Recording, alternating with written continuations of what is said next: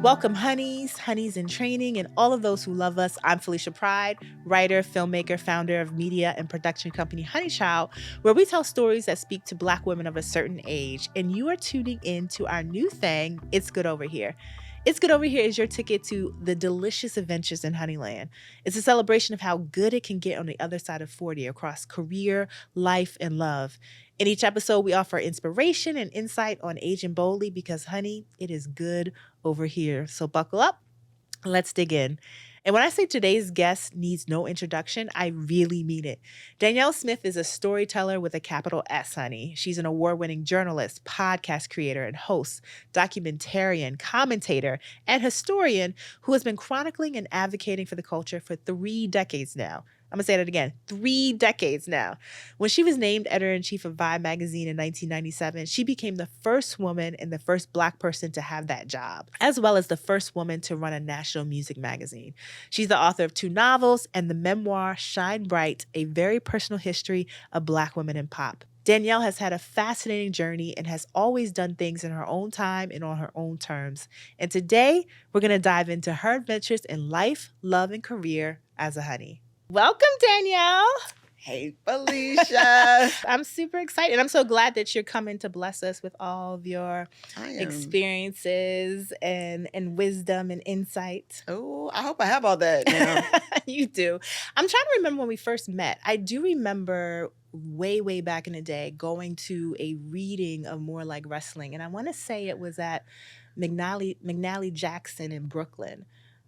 Wow. Way back in the day. That was a while ago. That was a long time ago. But thank you for coming out. Yes. Because I actually collect books signed by Black women authors. So I remember you signed my book, so I added it to my collection. I wanted to be this like badass journalist and covering hip hop. So you were one of the women journalists who I looked up to at that time. So it was so good to also then see you writing books, and I was just very inspired. That makes me feel really good. I really am always amazed when there is another woman that I admire so much who says, I want it to be you, or I admire you so much. I'm like, let's just allow this to be a mutual admiration society. I received that, honey. Yes, I received that. You have been doing the work as a journalist and advocating for the culture since like the 80s. Yes. Way back, going back to your days in Oakland, working for newspapers and publications. Yes. How have you remained in the game? What has kept you going? Probably love for our culture is the main thing. My first real and true published piece was like the very second to last month of 1989. Wow. And what piece? What was it about? Why was it called Rap in the Bay Area? Well, we knew what the piece was about. It got to the point. Right. I was writing for the San Francisco Bay Guardian, and I had been writing about like this and that, like little things that interns will write about, like go to the olive oil convention and say what that was like. But there was such a vibrant music community in Oakland at that time, and really there's been a vibrant music community in Oakland amongst Black people since forever. Yeah. Because I wasn't sure at that time that I was going to be a writer or a journalist. That's when I said, okay, so this is it. Like, I found the thing, not that I just like, or the thing that I can do, or even the thing that I can do well. I have found the thing that I actually feel a calling toward, and I still feel it. That's amazing. I love that. And so what's so interesting, though, is that, you know, media has changed over the years, but you have been able to embrace new forms of storytelling, embrace new forms of cultural criticism. How have you, from podcasting to your newsletter, how have you been able to embrace those new forms? How have you been able to pivot when necessary and still keep to your mission? Well, first thing I should say is I don't want to act to anyone like it's been easy or that I've just been sort of tiptoeing through the tulips. It's been amazing and fun. It's also taken a lot of audacity, and it's taken a lot of me paying attention to and admitting to my ambition, of being comfortable with like getting after things, getting comfortable with wanting things. And when I say things, I mean levels of excellence. I like and have always, and it's served me as a journalist, I like learning about what's new. I like knowing. So, what is artificial intelligence? 10 years ago. So the podcasting thing, like, what is this? Because I'm a writer and a journalist, but I also function in media as a leader. I often have people that report to me or people that I'm on teams with. I like to be the smart girl in the room. I love that. And I do. And I like when people younger than me, when we can trade information. So I like to be up on what's going on with the things that matter the most in my generation. But I also like to know what's going on. I hate to call them the kids because they grown. But I like knowing what's going on with the younger people on my teams. That trade of information, it always, to me, it makes me happy and it keeps me sharp. This idea of getting comfortable with your ambition, what does that require? Because I think a lot of us as honeys and as just Black women, you know, sometimes are scared of what we actually want. We're scared to admit it. We're scared to, as you say, go after it. How did you get comfortable with your ambition? And how did you get comfortable with going after the things that you want? I wanted, from a very young adult age, to do something that was going to give me some happiness and some security. And also, I was maybe it's because I went to Catholic school and we had to do community service to graduate. Maybe it's because I didn't have all of the mean nuns. I actually had some of the good ones. And they inspired me very much, the idea of being in service to something. So journalism gave me all of those things. And I did not want to be just another journalist. I wanted to be someone who did it well. I wanted people to better understand some part of Black music or Black culture after they had participated in something that I created. And I realized that I was going to, this gets so overused, I almost hesitate to say it, but I wanted to own that. Okay, so I had not graduated from college by the time I became the editor-in-chief of Vibe. You went back to school in what, mid-30s? Yes, absolutely. Which is quite an adventure. I don't know what I was doing, but I knew that it was something that I had missed out on because of the crazy things of youth, the crazy things of being broke. And I just got tired of saying it, especially to younger people, especially to younger Black women and women of color, to say, they would say, well, where did you graduate from? And you know, you have that, well, actually, I didn't graduate from college. And I had a whole speech of, well, I got accepted to UC Berkeley and all of the things that you do, but that gets old. And so I just wanted to go back to school.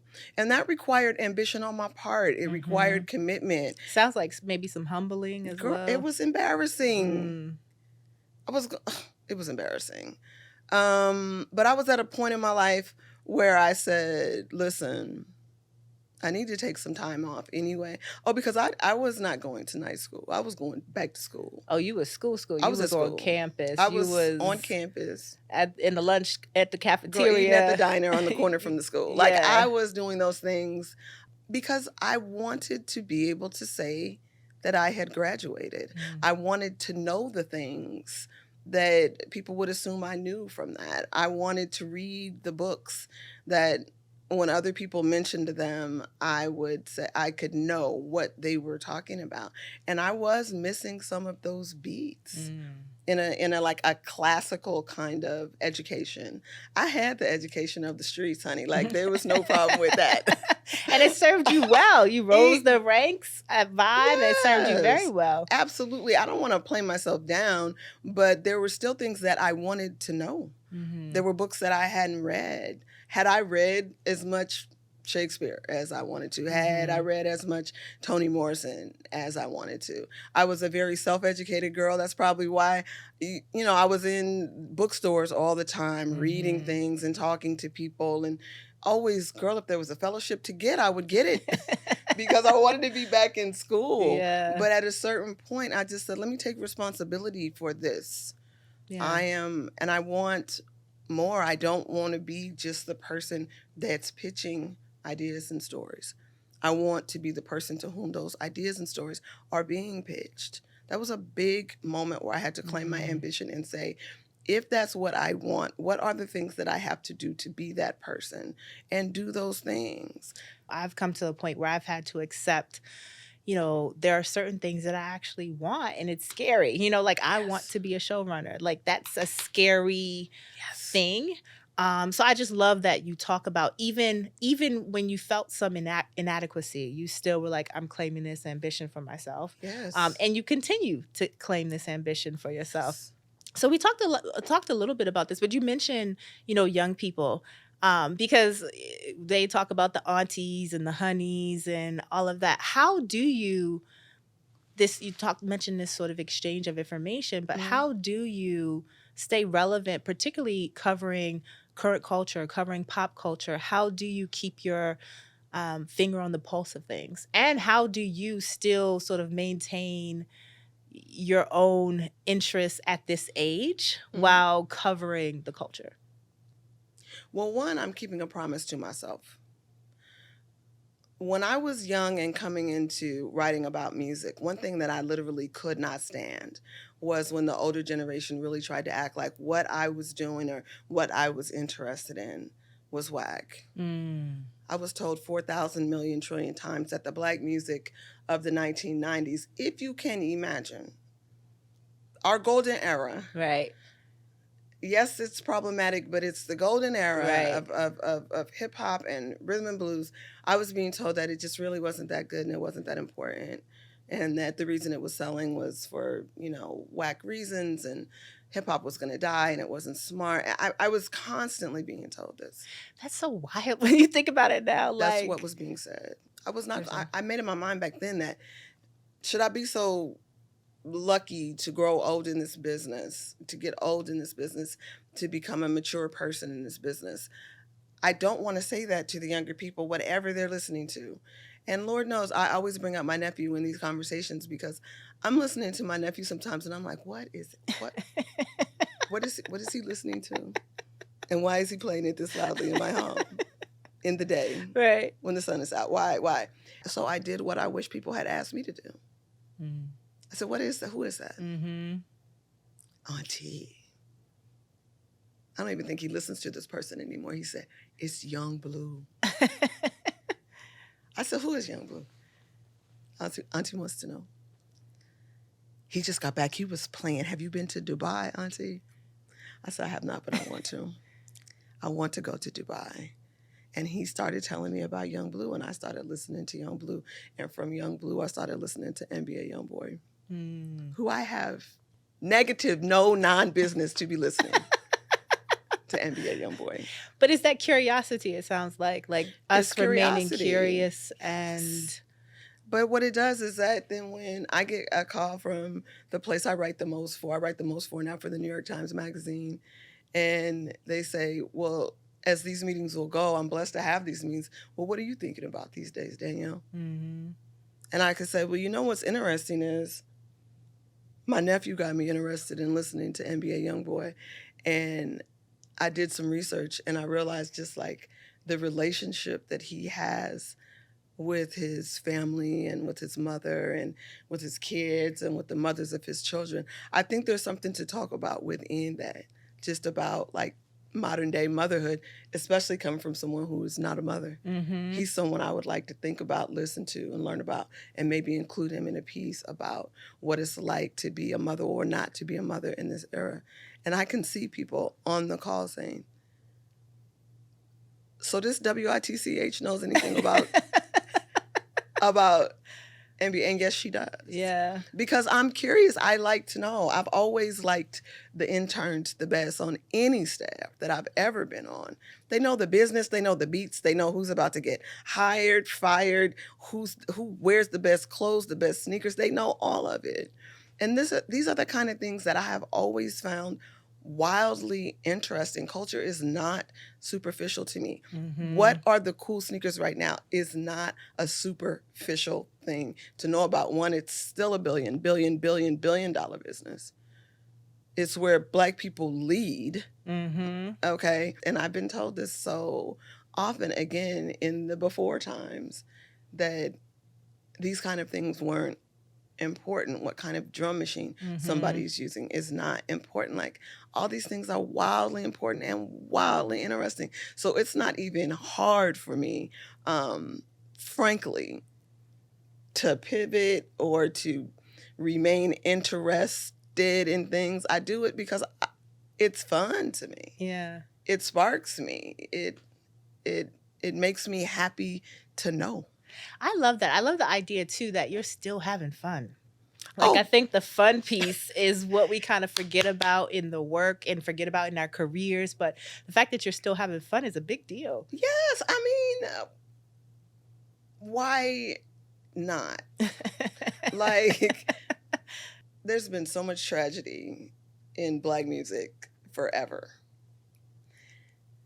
It's so much heartbreak. It's not as if what I cover is just all the time a joy.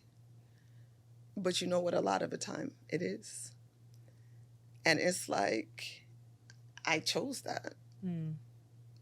And that was part of the reason. Part of the reason was to know it better, to present it with rigor and grace and beauty and all of those things that I try to do. But a lot of it was because on any given Thursday or Friday night, you could literally dance and sweat through your hair for 6 hours straight. Mm-hmm. I know you know that we have had those types yes. of nights and days. And you could just be at a show. I have been at shows where, like, I thought I would faint, literally. And I'm not a fainting type of sister. But where I really was so outside of myself with happiness and around other people that knew the same song that I know. And we're all singing it together. This is the life I chose. Yeah. You have to pay the dues on that life, right? Absolutely. I've made some ridiculous mistakes in my life. Like what? Ooh, probably. And I say this without hate for him, but getting married the first time. And how old were you? Girl, a child bride.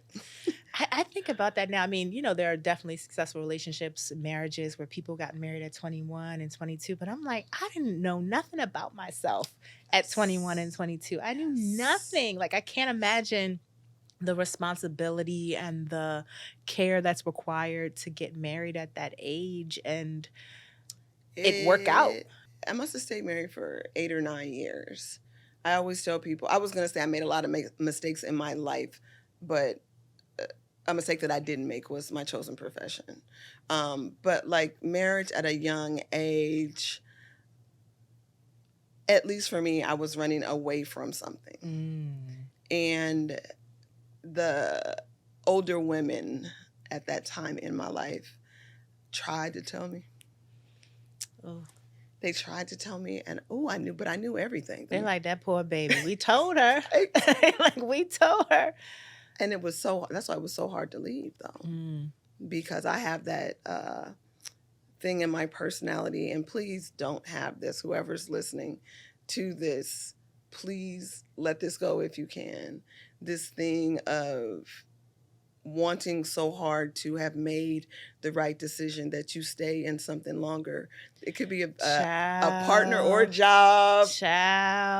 But you just don't want to tell people that you made the mistake. Yeah. And I see it a lot where it's like, this has to work out, because if this doesn't work out, you know, this is the identity I told myself for so long. Like, it has to be right. It has to, or this person has to be who I think they are, because I poured so much time into it. Yeah. That's tough. I have done that. and I've wasted minutes, I've wasted weeks, I've wasted years. Oof. And you don't get none of that back. You really don't. You don't. I mean, I think that's the one thing that I've realized on this other side. People are like, you have 40 summers left, or whatever they try to say, how to sort of quantify your life. Mm-hmm. But the truth is, like, you realize that you don't get that time back. There's going to be missteps. There's Yeah. going to be turns that, you wish you had taken, or, things that you wish you had done differently. That's not really what I'm talking about. I'm talking about the unnecessary commitment to what you know is not right for you. Honey, preach. Because of worry of what other people are going to think or say. Yeah. Or worry even about what you're going to think about yourself. I didn't leave my first husband as soon as I probably should have. Part of it was just a fear of failure also. Oof. That I said this was going to happen. Really, I stood up in front of everybody and made promises to God even. That I was going to see this thing through. I don't think we talk enough about how traumatic divorce We can need be. to. Because just that point of you saying I stood before God, like that's deep. It is. And for you to be like, did I lie to God? Did I Yes. That's deep. Or how is God going to be looking at me right now? Right. When I tell him, I know I said that, but I'm not doing that no more. My feeling is now God is like, ooh, girl, good. Finally. Right? Divorce is, it's shattering. Even when you know it's right. At least for me, and I've been married now. My husband and I, my second husband and I have just celebrated our 19th anniversary. Wow. And it's its own journey that probably needs its own podcast, miniseries, and everything else, like everybody's marriage, really. But when I had to tell people that my identity in my 20s was that I was a young wife. And I liked it. It's so interesting because you had this career going on, right? Yes. And you had this ambition and you're working your way up. Yes. Why do you think you felt the need to have the wife piece of it? Because that feels you were doing a lot of non-traditional things. Yes. That feels very traditional. I was looking for a family, I think. I'm blessed to have the best sister. Like, you all could bring your sisters in here. All of you. And I'm sure they're nice girls, but they're not my sister. You know what I'm saying? Like, my sister is the number one best sister. Yeah. Queen, princess, sister of all sisters. Like, there's no one better. But really, outside of my sister, our family is a bit, like, upside down. So I was really looking for stuff that I wasn't getting. And I found it in my first husband. I found it in his family, who are their own like wild selves. But to me at that time, they just looked tight and cool. And like I was going to be a part of something different, even if not better. And so I was running towards that. Also, I married a very creative guy. He was a photographer and still is, and a good one.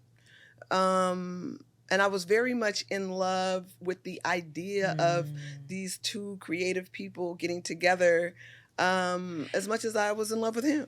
My therapist calls that out for me a lot, just like my ability to fall in love with the idea of something or someone more than the reality of what it is. And I had to start separating the two. Like, this is the idea. This is not, she's like, but that's not what reality looks like. You telling me some shit that this is not how the reality looks like.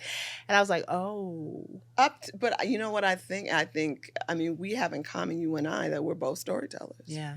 And so I think it's quite easy for us to believe in the story. Child, the fairy tale, the story, the happy ever after, the happy ending, the midpoint. This is the midpoint, but we're going to get through this. Yes. We might not. We might not. And maybe this isn't my story. Right. Maybe this is cute for somebody else. Yeah.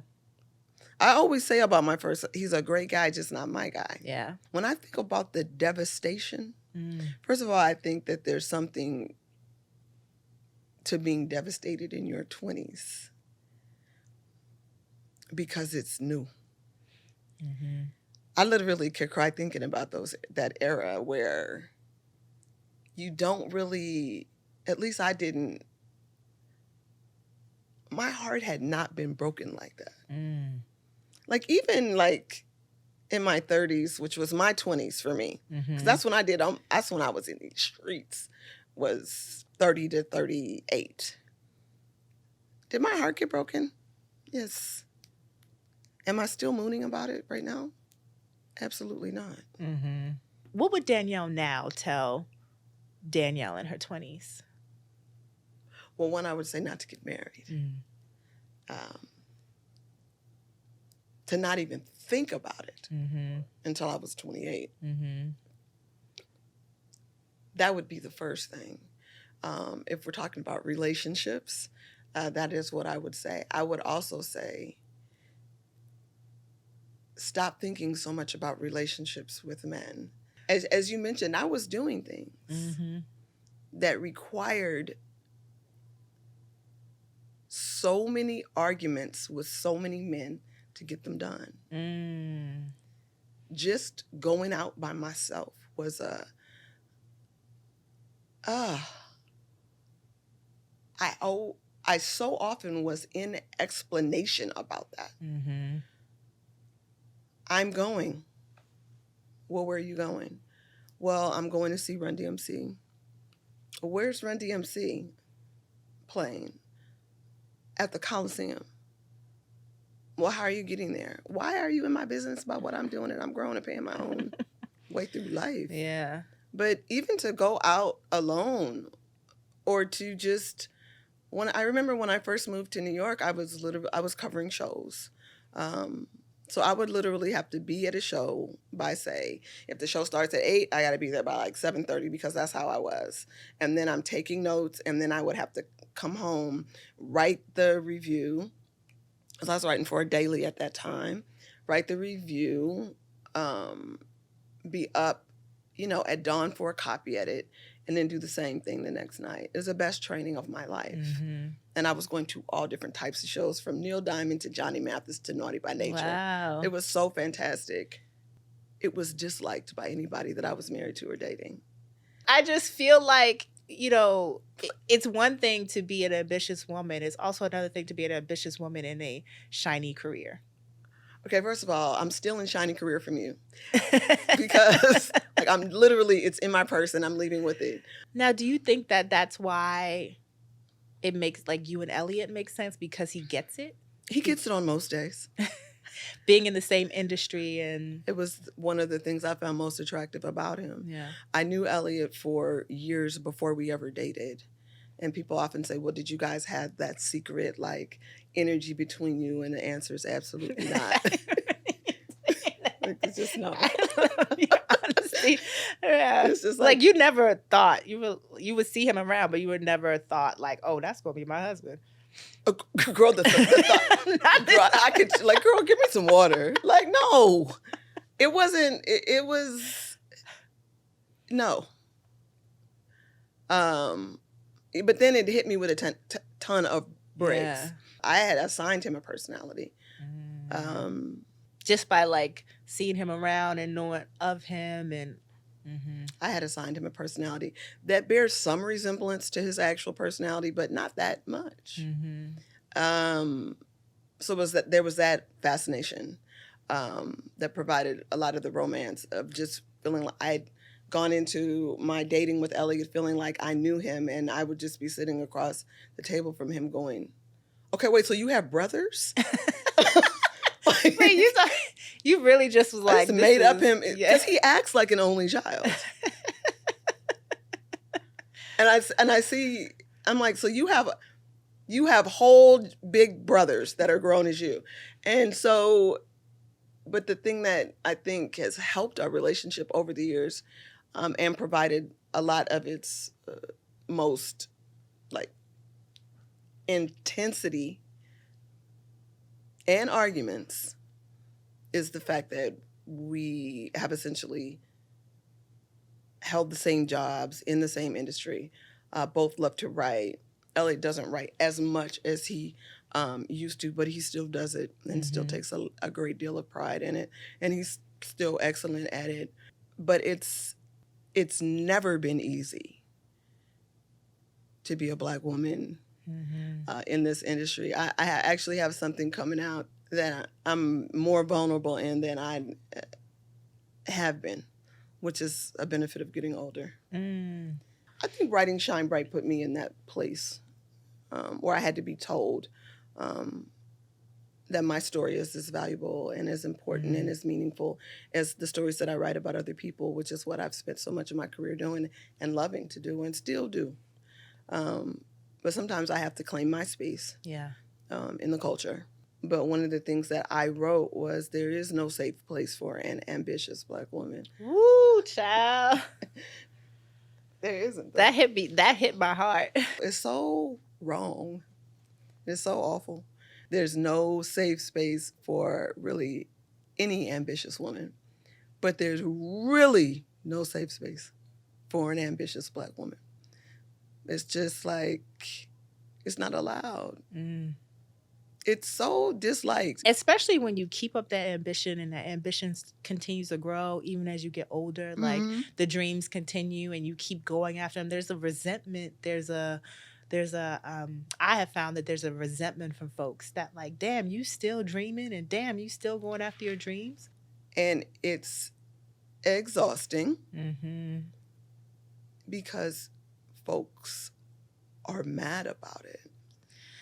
Like actively, not passively. Actively mad. And when you say that to me, what you just said, which is certain folks having the energy up or even saying out loud, girl, so you still dreaming? You're still like wanting things? You still see things in front of you? Okay. So let me just answer, if you don't mind, Felicia, for both of us. Yes. Yes, we do. Speaking of Shine Bright, a very personal history of Black women in pop. You make the case that Black female artists, mostly of them are honeys, are the foundation of American pop music. And also, this is a very personal book. So this was an adventure that you embarked upon after 40, a major adventure of writing about yourself in relationship to these women. Yes. I'm curious about what you took away from these women and even that process of writing about yourself in this way. Well, let's start with the women. And I'll say that I took from the process what I take from the process every time I speak to a Black woman. Even sitting right here with you, one, is just a gift. I love being around talented Black people. But talented Black women, it's so fortifying. Yeah. It's fortifying. Yes, that's a great word. Right? It just really is. And so I took that. I take strength in seeing the journey. The up, the down, what people tried to take from them, what they snatched back, okay? What the fights were like, not just that they had fights, but what was the fight about, ma'am? Yeah. What was the conversation, Gladys Knight, that you had with your mother that made you decide, yes, Gladys Knight and the Pips would be a good idea? Finding that kind of stuff out, talking, like that kind of stuff, it brings me life and joy. And again, I feel it's a service to give Black women in music the credit that they are due, that we're due. And then with myself, I mean, that was a battle. I wish I could make it pretty. Like, I had no desire. When I sold that book was supposed to be kind of an encyclopedia of Black women in music. How did that change happen? Midway through. Because I wasn't finishing it. And my agent and my editor, Aisha and Chris, Aisha Pandey and Chris Jackson. Yes. They were both in their separate ways, basically calling me on my BS. Because I like being in everybody else's business. I want to know Whitney Houston's story. I want to know Simone Biles' SZA. I want to know Usher. I want to know his business. I want to know Jalen Hurts' business. Like, I want to tell his story. How did he get from Texas to becoming But you want to talk about me? Come on now. Now, was that something that you also had to, I think you kind of alluded to this, but like, I'm worthy of. Yes. Mm-hmm. From the outside looking into my life, it looks super exciting. I go to all of the things. I still go out. That's another thing that keeps me happy and sharp and in the know. I go out. I go out to shows. I go out to award shows, concerts, big shows, small shows, games. I do all of that kind of thing. It looks exciting. You can go through Getty, and there I am, and on the red carpet from the olden days till now. But if you're actually me, I have struggled with issues of worth since I could articulate it. And before. Talk about that. Right at this moment. Still, it's ongoing. And it's so painful.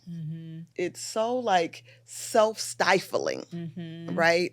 And also it's so hard for anybody to talk you out of it. Yeah. You can, as I have paid all of the best therapists, taken the antidepressants, ridden my bike. Like, what you want me to do? I will do some jumping jacks for you if you need it. Like, just trying to prove to myself that I'm worthy of interest, let alone love. It's awful. I fight it daily. Why would anyone want to read this for me? Why would anybody want to? You mentioned More Like Wrestling, my first novel. It was written. It's a semi-autobiographical novel, but really, it's just a memoir in fictional form. And was that a defense mechanism? Yes, it was. Yeah. I should have written a memoir when I was writing More Like Wrestling. And I love More Like Wrestling with my whole heart, and it stands on its own. But if there's something missing from it, that is what it is more truth. Is more truth. And so Shine Bright allowed me to tell more truth about myself, which then allowed me to tell more truth about the women whose stories I was trying to tell, whether it was Ella Fitzgerald, Aretha Franklin, Mariah Carey, whoever I happen to be speaking about at the moment. It involves more risk for myself and for, frankly, my relationships with those women, if they're still here. I love just the connections that you're making between you and them, and like finding your story through their stories is... I just love that so much. I'm so happy that you say that because, one, it was hard to do. Yeah. And it's so quick for me to say, I love music. Music is my life. I love music. But then somebody like yourself will say, but why? And there's reasons. Yeah. And they're not all pretty. Music literally saved my life. And not just in the way that it can at the parties that we talk about when a DJ saved my life and I'm like dancing literally. forever. No, literally. Nelly Cole saved the entirety of my life. Like, I wish somebody would have something bad to say about Nelly Cole. I'll fight you like we came from the same mother. But that goes back to your point about the fact that culture is important. Like, this is not frivolous stuff. This is, culture and art, right? The way that we find ourselves, we understand the world around us, but literally how it saves us. And when you are a sponge of a 7 or 8-year-old, 9-year-old, 10-year-old, if you're so lucky to be blessed to remain a sponge and an innocent at those ages, all of us are not. Right. I wasn't. To hear a voice that sounds loving,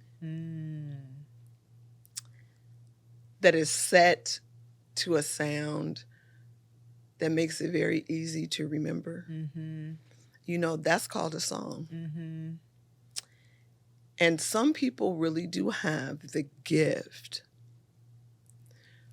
of placing their emotion in that story over a sound that makes it easy to remember. So much so that we sing it ourselves. Mm-hmm. That is a life-saving gesture. I love how you put that.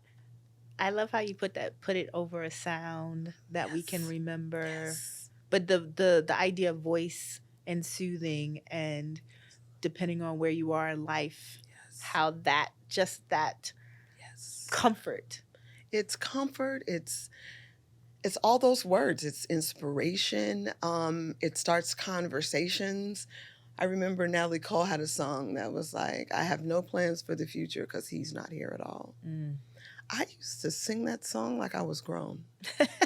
And I was like 11. I was It's like I was feeling I it. was just new. Because I have no plans for the future. And there was some other lyrics like, why should I comb my hair? Because I know he's not coming over anymore. Why should I keep right on living? I've lost my only reason for giving. And like my Aunt Victoria, who I'm so blessed to still have, she came in there. I was in her den, and she came into that den, and it was her album. Wow.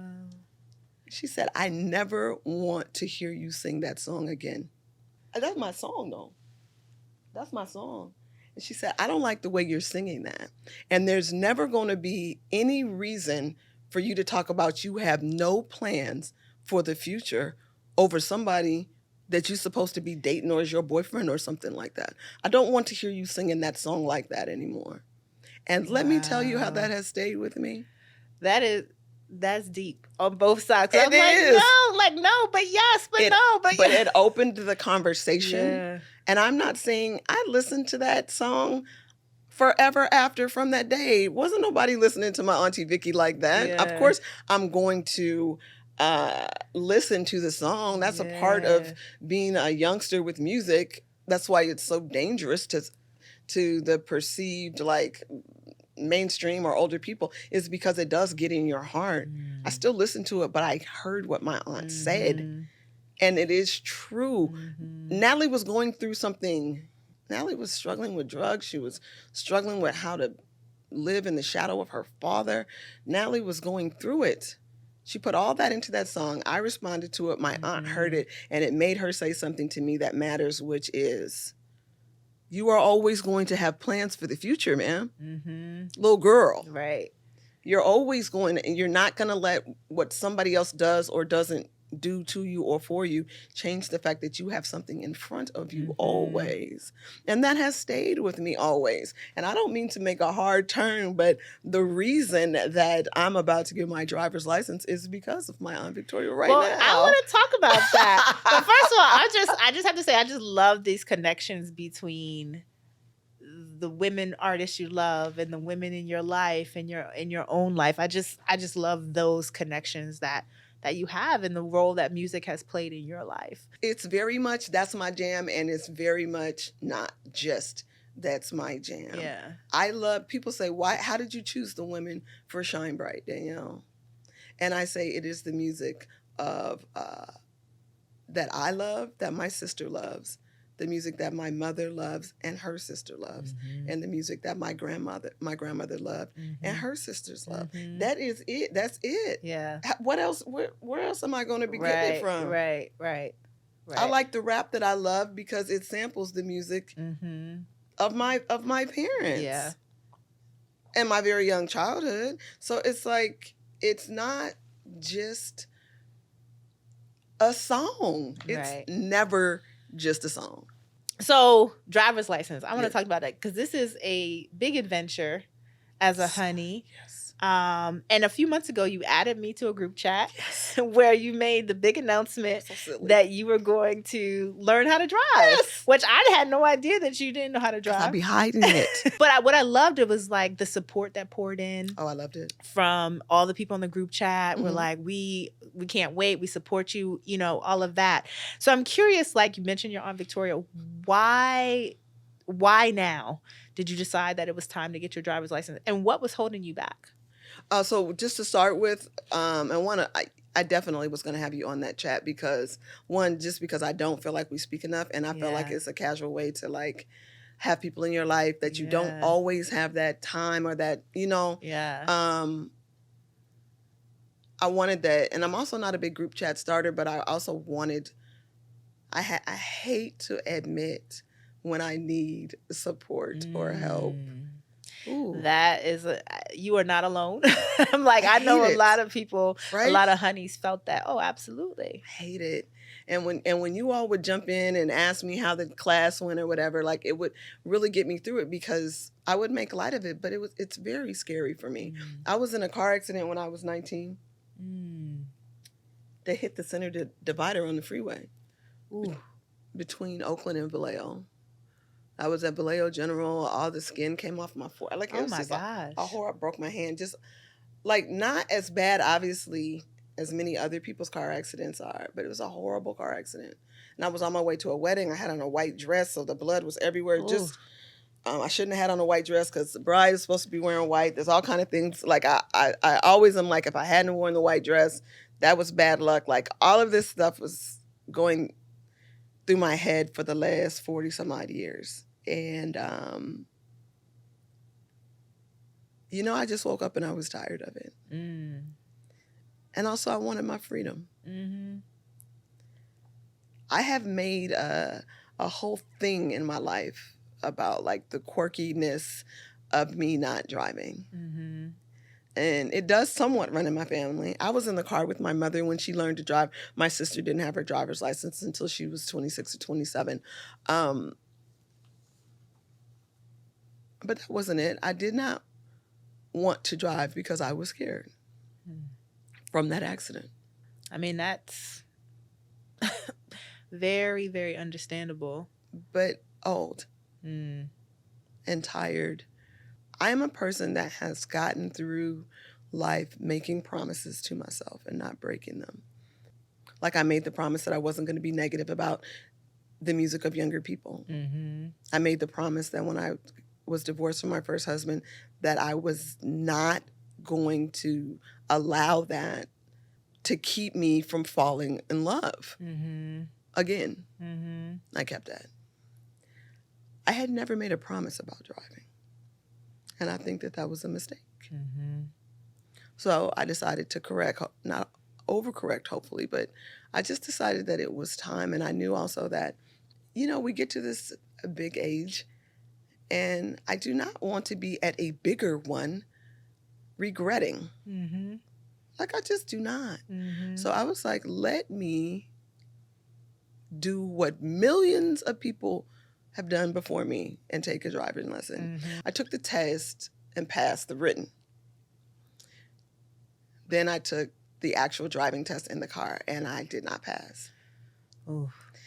And then I got caught up in writing a story, the one that's coming out. So how did you feel when you didn't pass the driving test? Because I know like a loser. We can sort of... I got in the chat and told, and I felt like a loser.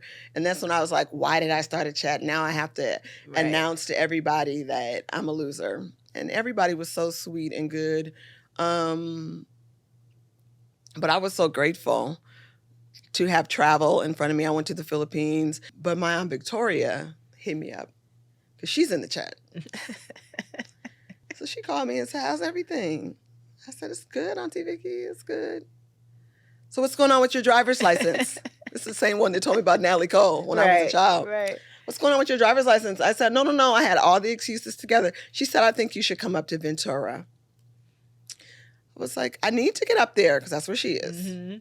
I said, I need to get up there. She said, yep. You can come up here.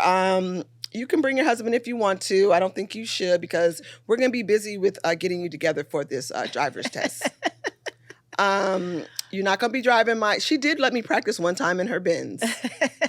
She said, we're not going to be practicing anymore in my Benz, but you can drive. She had to make sure you knew that. Off the rip. Like, don't get it twisted. She said, but they have a second car. She could drive the Volkswagen. And she said, and I think you should take the kinda test love up our here. aunties that pull us She together. got me, and she was like, I was coming up with dates or whatever. She said, I'll send you some dates that work for. She's retired. I love that. And so this is love where my that. story is right now. And I'm going to get my license. I love Yes, I'm so that. excited about it because it's so scary. Girl, you know I went to a black-owned driving school.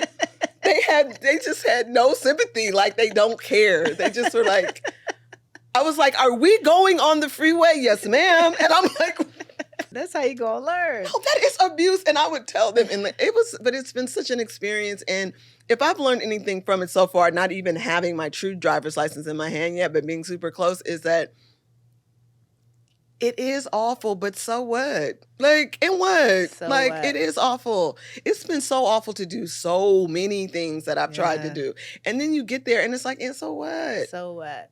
Now I will literally, after my Auntie Vicky gets me together in the Volkswagen, Yes. I will be able to say, you know what? I haven't been to Monterey in a long time. I used to love Monterey. I used to see all the little otters in the water in Monterey. I don't have to ask nobody. Mm. I can get in my car, put some gas in it, get on the highway, and go to Monterey. I love that for you. I Yes. love that. I Yes. love that.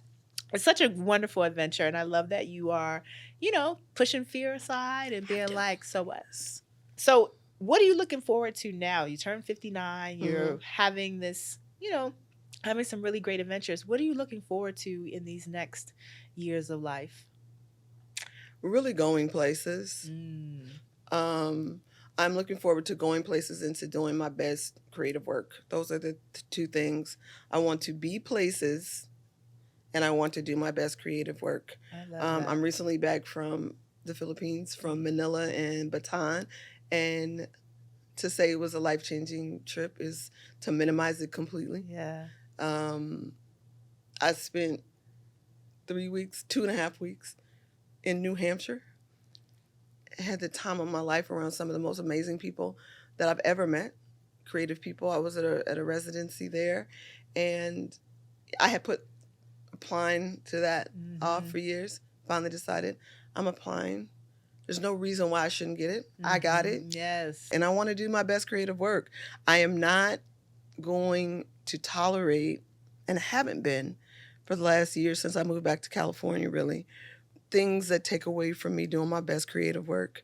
I feel like I'm doing some of the best storytelling of my life right now. I have not just the time, but the inclination to think. I have the luxury of years of experience, of talking to people, of reading, of listening, of watching, of going places, of seeing things, and being able to put that all in a sentence or a story or whatever. The joy, it's awful on some days because you're writing about awful things sometimes, but the joy that it brings me to just know things and be able to communicate things based on the life and experiences that I've had and continue to have, it makes me happy. Two of our words at Honey Child are desire and pleasure. We define them very expansively. Anything that you want and anything that makes you feel good. So tell us one of your deepest desires at this age. Does it have to be reasonable? No, the more unreasonable, the better. Okay, so I really wouldn't mind going to culinary school. I love to cook so much. It brings joy. It's creative. I love to eat. And I have taken some classes over the years. I love that. And what does pleasure seeking look like for you? Something that has to do with physicality. Like, I want to feel some sun on my body.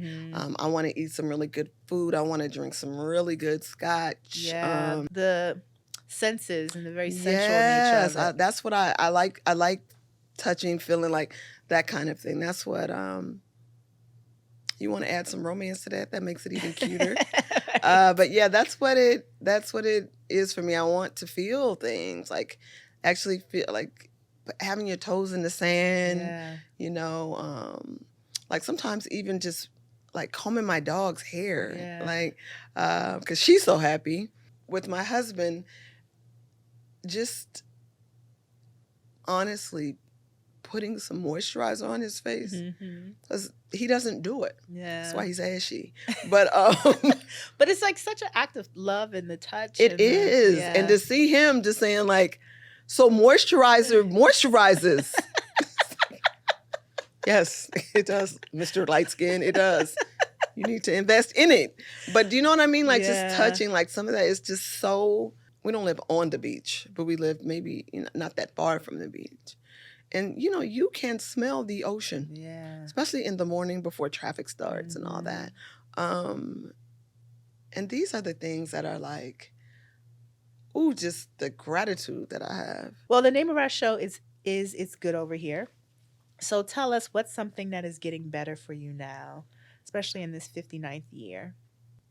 Saying the difficult thing, stating this is, I'm good at doing it when I'm writing. Mm-hmm.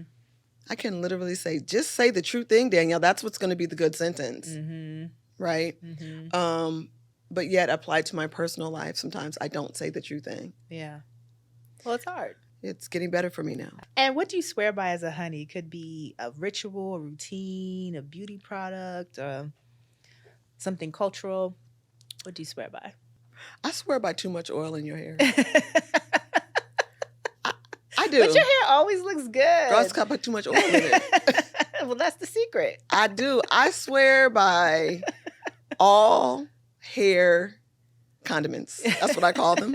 Girl, I have drawers, I have cabinets, I have the tops of counters. And don't use half of them. Don't, girl. Here's the thing, though, about me. I'm telling you, I use all of it. Oh, okay. And have the colorist that I swear by. And if there's a deep conditioner that you're offering there, when it was in New York, I was with my Dominican sisters. Out here, I'm still, even having been back for about 4 or 5 years in California, still finding my person. It's a challenge, right? It's a challenge. But I really do believe that people, it feels good to put stuff on your body. It feels good to put stuff in your hair. And for me, the routine is, if there is some oil, I'm putting it in my hair. On my ends, on my scalp, olive oil, coconut oil, I don't care. That's hilarious to me. I do, though. Because I feel like you read things, it's like you're putting how to wash out all the product. I'm Like, not I don't trying to wanna wash out the product.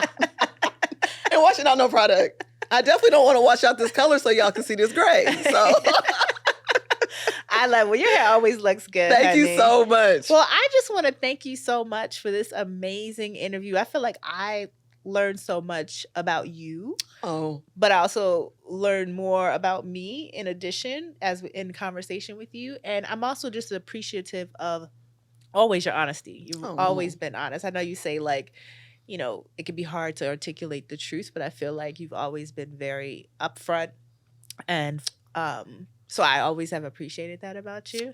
that means a lot to me. Yeah. But also I'm just inspired, honey. You're going on adventures and just how this zest that you have for life, it's palpable. I can feel it. And I really, really appreciate that. Thank you, Felicia. Thank you for being on It's Good Over Here. So where can the people find you? Where can the honeys find you? And what do you want to share, talk about that we should look out for? Well, one, thank you for having me. Yes. Thank you so much. It's always a joy talking to you. I was telling your team that when I moved back to California, you were literally among the first 5 people that I called. So thank you. And I think one of the reasons that I'm truthful with you is because you inspire that. Oh, I appreciate that. So it does matter who you're talking to. Yeah. Now, where you can find me, you can always find me at Danamo, DANAMO, and that's pretty much across socials.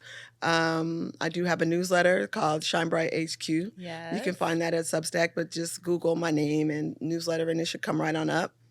My website is like Danyel Smith Writer. That's where you can find all my stories. And most of the time these days, I'm writing for the New York Times Magazine. And so look for the byline there. Look for the that byline. Danyel Smith. Absolutely. And my podcast is